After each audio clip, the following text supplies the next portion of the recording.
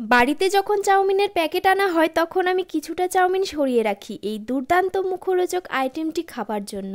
আর আমার মতো আপনিও কিছুটা চাউমিন ঠিক আগে থেকে সরিয়ে রাখবেন এই আইটেমটি বানিয়ে খাওয়ার পর।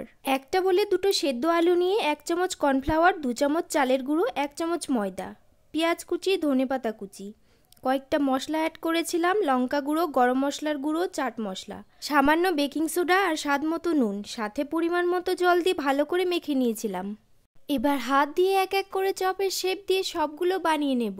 এই চপের এত টেস্ট, আমি তো শুধু নিজের জন্যই বানিয়েছিলাম। একটা টেস্ট করতে হাজব্যান্ডকে দিয়ে পুরো ফাঁদে পড়ে গেছিলাম, আমাকে আবার তাকে বানিয়ে দিতে হয়েছিল।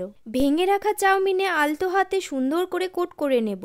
তেল গরম হয়ে আসতেই এক এক করে ছেড়ে মিডিয়াম আঁচে একটু সময় ধরে লালচে করে ভেজে যদি তুলে নেন, তারপর মুখে পুরে আপনি বা বলতে বাধ্য হবেন।